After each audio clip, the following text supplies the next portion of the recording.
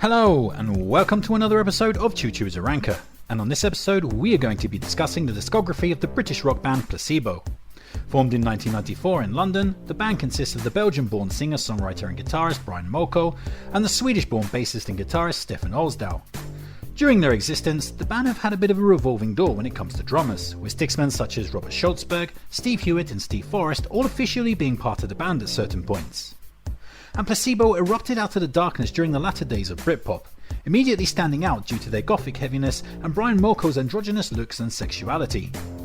During their early period, the band gained a lot of success, including 3 top 10 singles in the UK.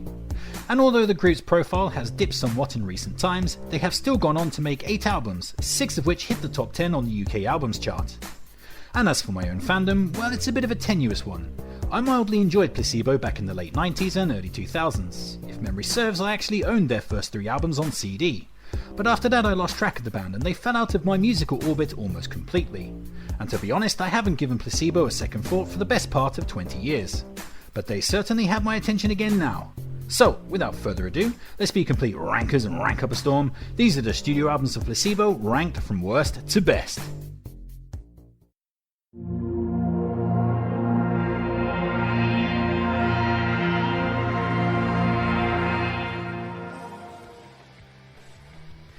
So, we're going to be kicking off this list with Never Let Me Go from 2022, which was the band's 8th LP and most recent to date.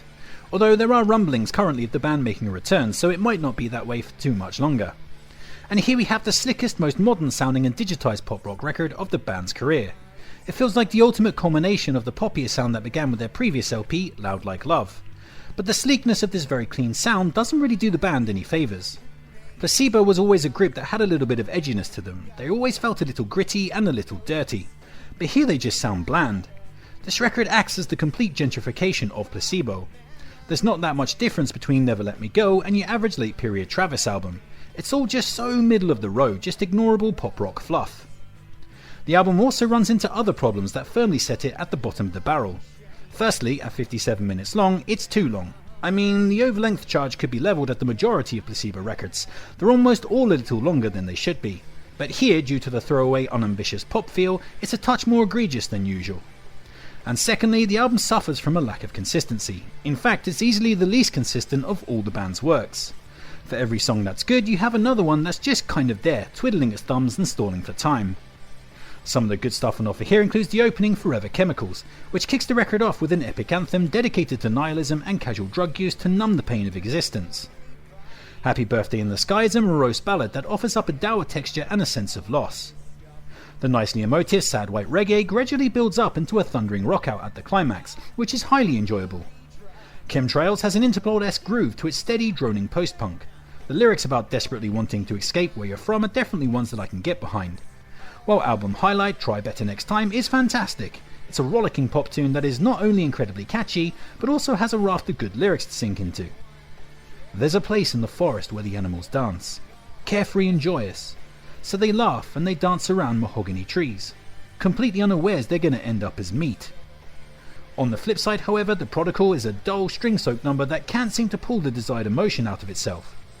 Surrounded by Spies and Went Missing are trip-hoppy atmospheric tinged pieces that miss the mark completely because the clean production basically precludes that kind of songwriting. This Is What You Wanted is a stripped-back tune that is as forgettable as it is boring, while Closer Fix Yourself is a total yawn fest that ends the record with a tepid whimper. Better just skip that one and fix yourself a glass of Jack and Coke instead. So yeah, ultimately Never Let Me Go is Placebo's least engaging album. It also suffers from the problem of redundancy too. The band's previous LP, Loud Like Love, basically did exactly the same thing as this one, only a little better and a little more succinctly. So it begs the question, why would I come back to this when I could just go back to that? A mediocre 2.5 stars.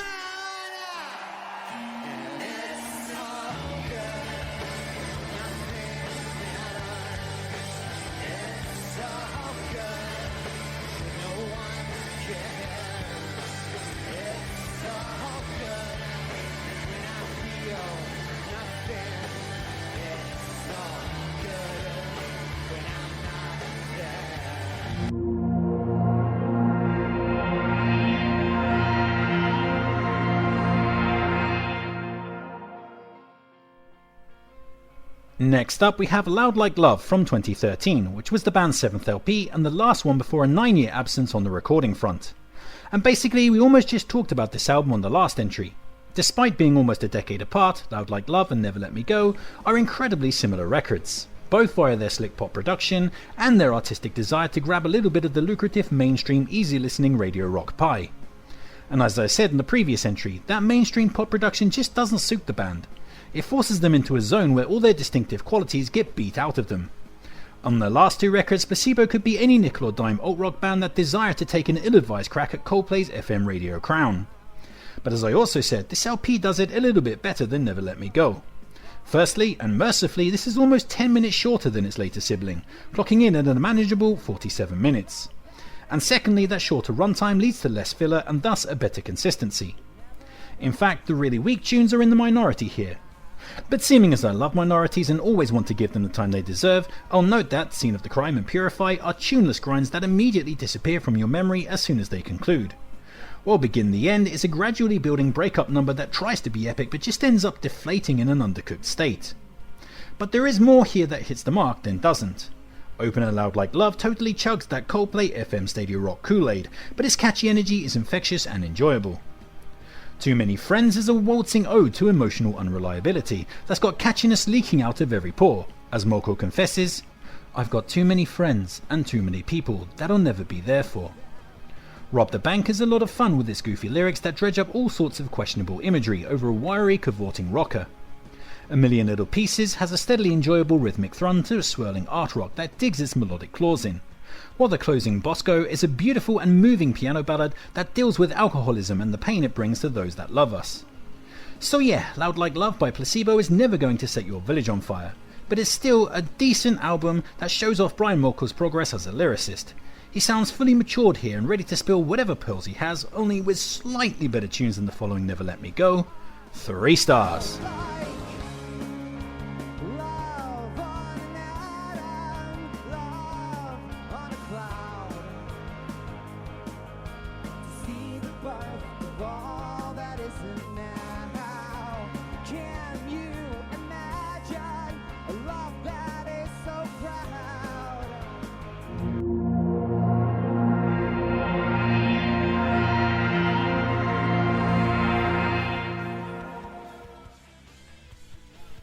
Next up we have Battle for the Sun from 2009, which was the band's 6th LP.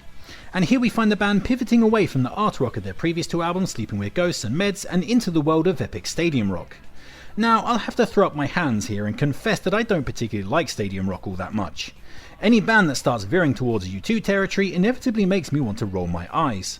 But Placebo have actually gone about things in an interesting way here, by ramping up the emotion and crafting an album almost totally comprised of sweeping power ballads, which probably makes it the least fashionable record ever made, but hey, I quite like it. I appreciate the way it keeps sending emotional waves at you. That said, the album isn't perfect. As per usual, the LP is a little too long for its own good, and also stumbles a bit when it deviates away from the power ballad formula. Specifically when regarding the opening duo of shorter rockers, Kitty Litter and Ashtray Heart, which really sound like weak autopilot Placebo, like they've somehow exhausted all of their ideas when it comes to those types of songs. Also, while we're on the negative train, the late album track, Happy You're Gone, feels like one ballad too many and doesn't do enough to stand out in a sea of like-minded material. Still though, the rest of the record manages to hit a pretty good emotional sweet spot. Highlights from a slightly overwrought yet satisfying release includes For What It's Worth, which kicks ass with its bass-propelled catchy rock action that immediately gets the toe tapping and the head bobbing. Devil in the Details has a dark operatic element to it that's a lot of fun, as Moko aptly growls during the song, "It's a fucking pantomime." The likes of The Never-Ending Why and Come Undone mix the gravitational pull of the record's ballad-heavy emotions with some thunderous metal riffage to engaging effect. Julian enters the fray on dodgy ground via some cheesy bass synth, but manages to right the ship impressively with its string-stained power balladry that feels handcrafted to make everyone hold their lighters aloft. While title track Battle for the Sun is badass with its catchy rhythmic vocal performance, wicked stuttergun guitar attack and epic rock vibes. So yeah, despite being a bit of an odd duck within the band's discography and having some truly dire artwork, I mean seriously, what the hell were they thinking? Battle for the Sun is a pretty good album and one that I enjoyed probably more than I should have. 3.5 stars.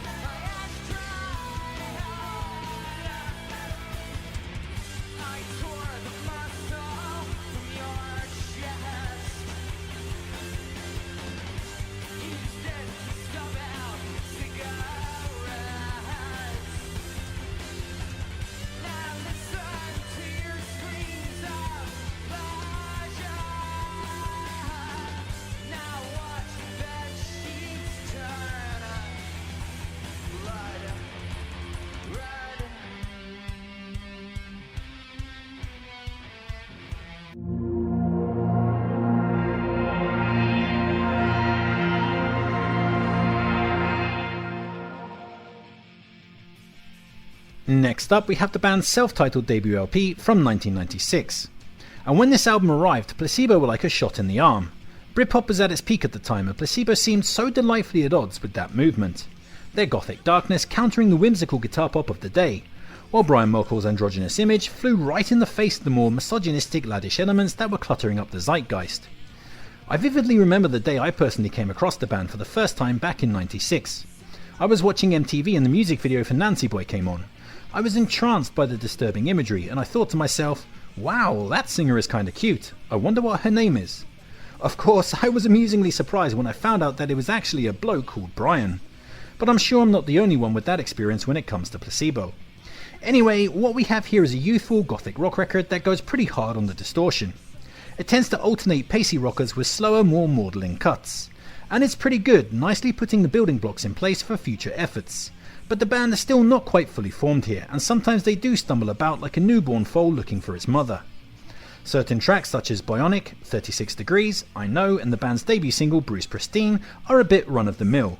I mean, they're not bad, but they don't really stand out in any meaningful way either, and they do pale a bit in comparison to what would come later. The record also falls apart at the close too, with its final track Swallow being a slice of janky art rock that serves no earthly purpose other than to annoy.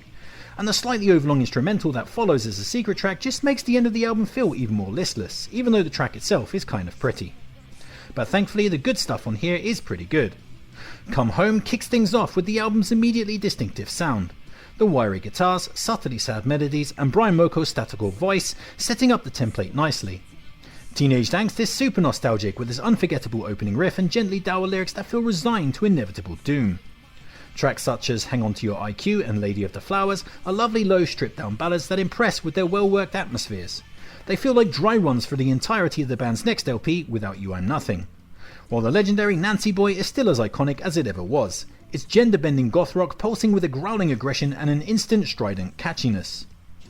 So yeah, although it's not perfect and Placebo would go on to make superior works, there's still plenty to enjoy on the band's debut LP. Plus it's undeniably nostalgic as all hell these days. 3.5 stars.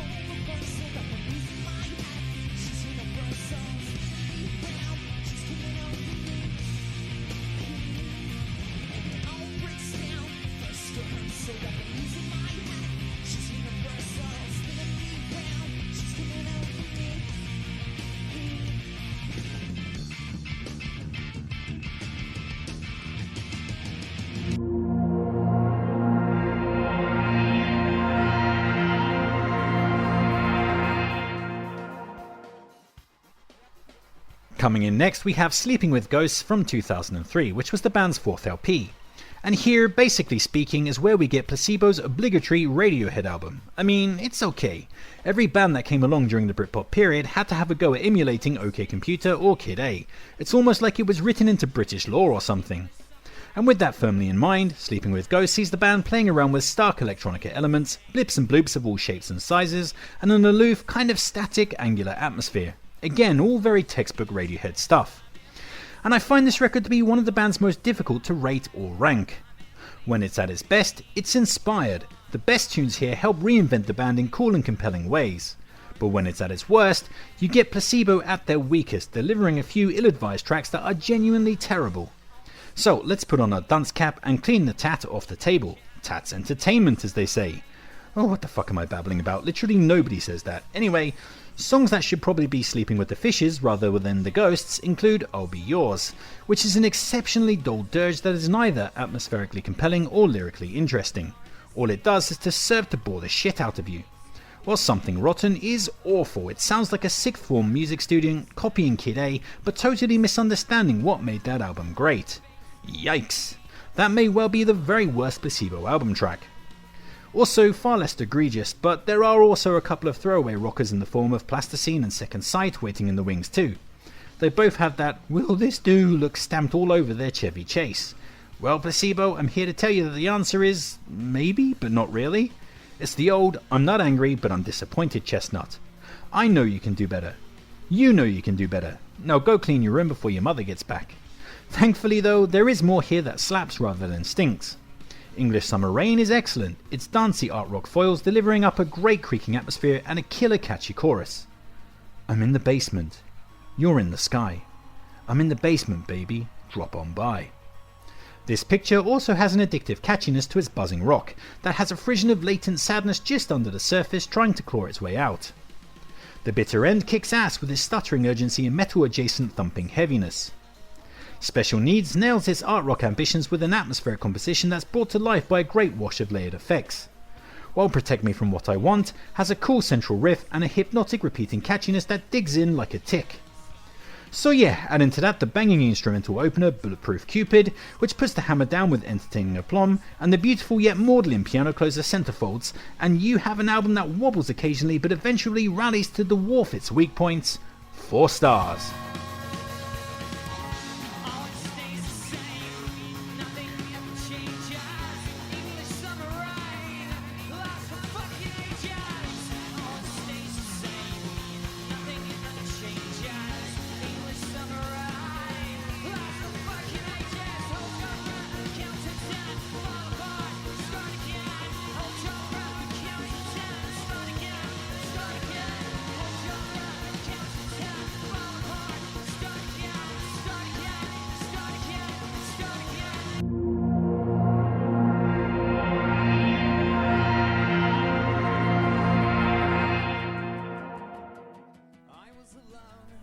Next up we have Meds from 2006, which was the band's 5th LP.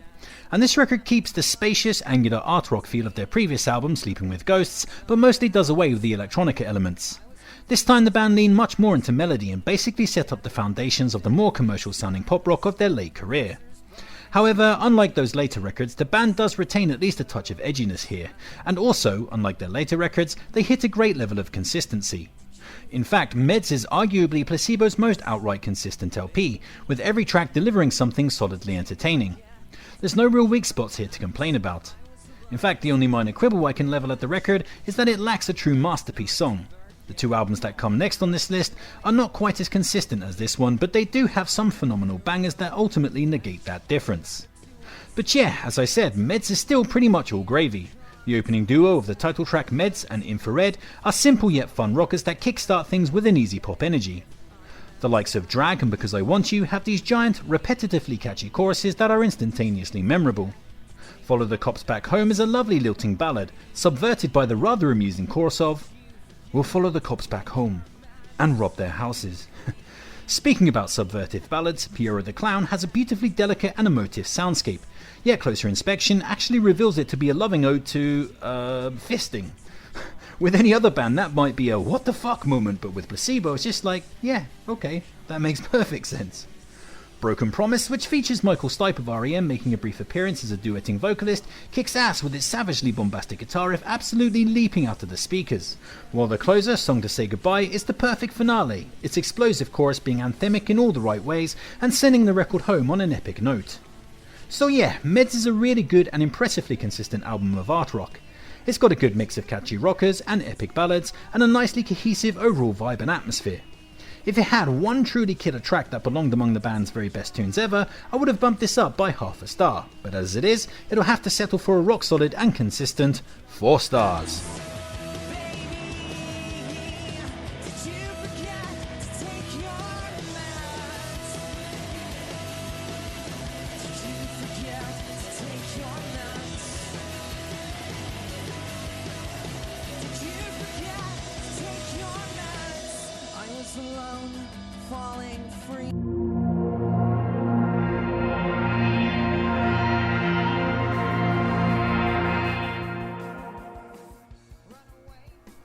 Next up we have Black Market Music from the year of 2000, which was the band's 3rd LP.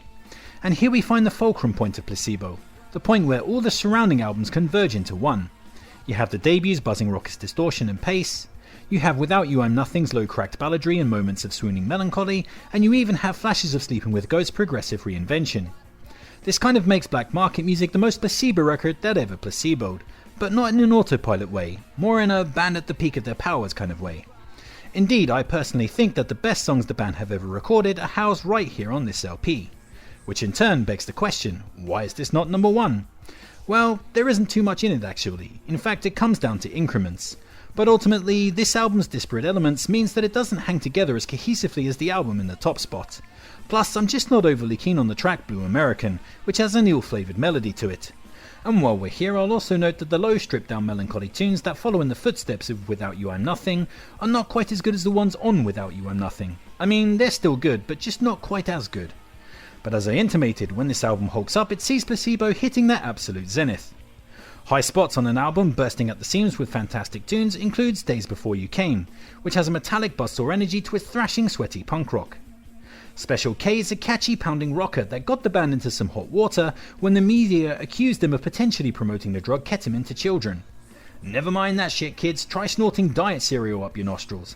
It won't make you high or thin, but it will probably send you to the hospital, which seems to be the ultimate goal of any drug addict. Spite and Malice is absolutely rad. Usually rap rock is not really my jam, but when combined with the gnarly strident power chords and Brian Molko's sadness-soaked chorus house, it transcends into something heavenly and totally badass. Black Eyed is spectacular with its stratospheric chorus and simple yet intensely effective lyrics that speak to me on a deeply personal level. It makes me want to cathartically sing into the rafters every time I hear it. While Slave to the Wage is an insanely catchy power pop tune about the terrors of working for a living. It's a brilliant, chest-beating masterpiece that makes you want to give your boss the biggest middle finger that they've ever seen. Mwah! Chef's kiss, that track is a moment of true sing-along bliss. So yeah, add into that the grimy industrial opener, Taste in Men, the elevated B-side fun of Hemoglobin, and the tender, delicate likes of Narcoleptic and Peeping Tom, and you have an album that I love and comes within a pubic hair of perfection. 4.5 stars.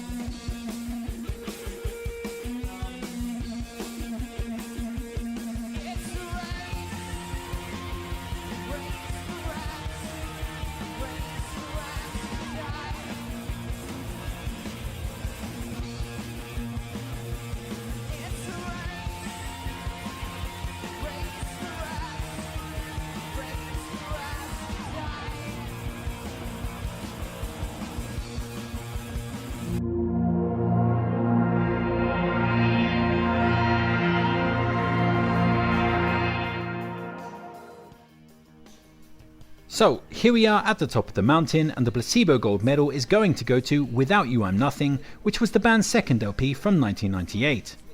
And here the band put together their most atmospherically cohesive and emotionally engaging set of songs.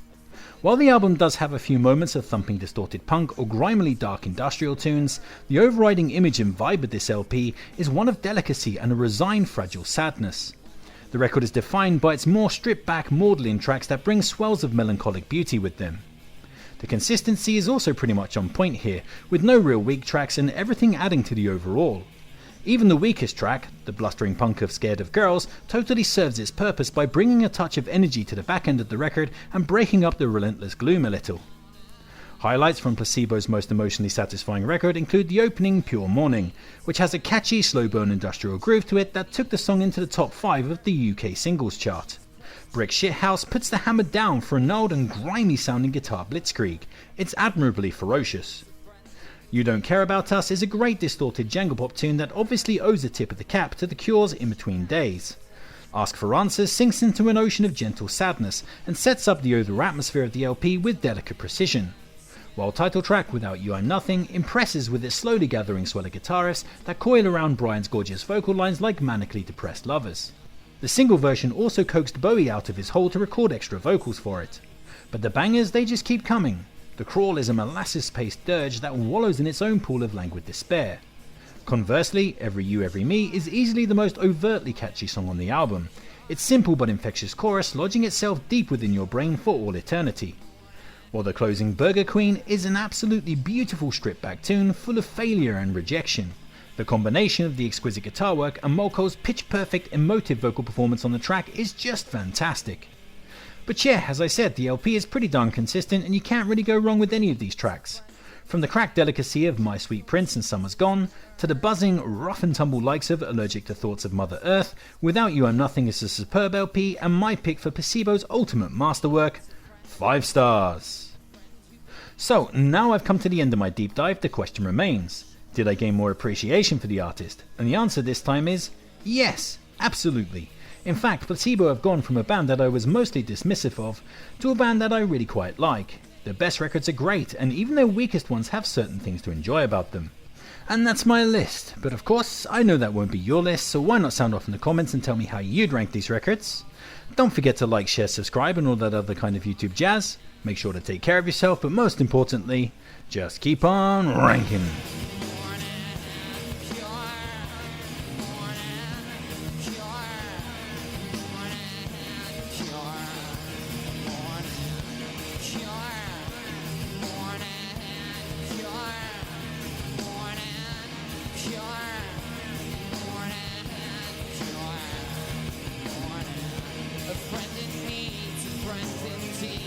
Japanese is better, and when she's pressed she will undress, when she's boxing clever. Friend in need, friends indeed, a friend with weed is better, friends with breasts and all the rest, friend who's dressed in leather.